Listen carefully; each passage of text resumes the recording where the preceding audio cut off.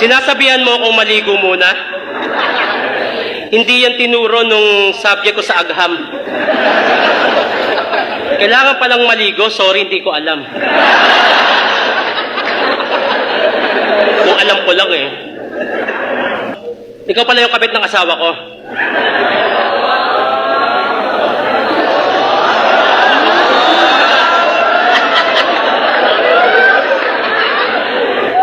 Ang pangit mo.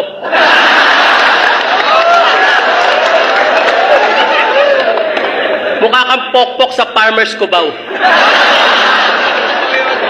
Yung nag-aabang ng laseng na bagong sahod. Ikaw yung babaeng nilalako ng babaeng bungal na mukhang parot.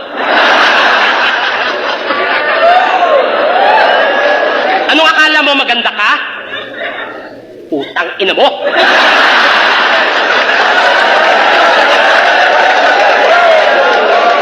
Dahil sa mukha mo, kaya na-imbento ang putang ina mo.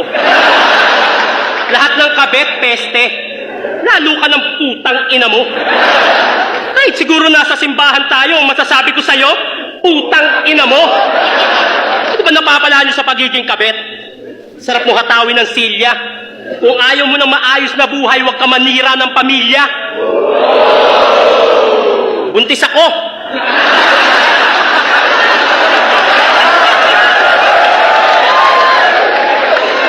Buntis ako. Masama sa akin ang ma-stress at makaramdam ng ganito. Pero mas masama kung hahayaan ko na lang kayo sa katarantaduhan nyo. Oo, may pagkukulang ako. Pero may pagkukulang din siya.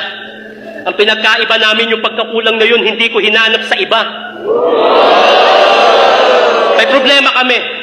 At yung mister ko, naghanap ng pwedeng makausap at masandalan. Yung basura na meron kami, dinala niya. Kaya siya naghanap ng basurahan. Masyado mo pinagkakasya ang sarili mo sa asawa ko. Kahit mukha kang tanga. Sa mister ko, siya daw ay fit. Kasi mukha siyang paa. Bars? Bars? Oo, bars. Pag hinataw kita ng bareta, basag yung nguso mo. Pero kulang nga wasakin ko mukha mo sa ginawa niyo sa puso ko. Tangin ang mga kabit na to. Pag kinumpronta, galit na galit, gusto manakit. Kayo na nga itong nakasira ng relasyon, gusto nyo kayo pa mabait? Anong akala mo? Ha?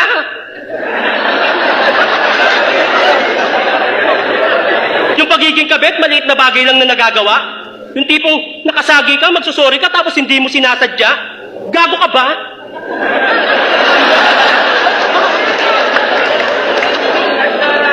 Huwag kang umastang inosente. Alam kong alam mo ginagawa nyo, baliw ka. Mahigit 10 pesos kayo nagkantutan, anong mahigit 10 pesos ka din nabigla? Inutil. Itong mga kabit na to, pag walang titi, kala mo malulugi. Sa sobrang katimong hayop ka, malapit ka nang maging bune. Nananawagan ako sa mga senador, pakiusap. Gumawa kayo ng bagong batas sa Pinas. Libreng saksak sa mga kabit, kahit wag na libreng bigas. Dahil kaya kong tiisin ang gutom, kahit na ano pang okasyon, kaysa sikmuraing makakita ng kabit na nakakasira ng relasyon.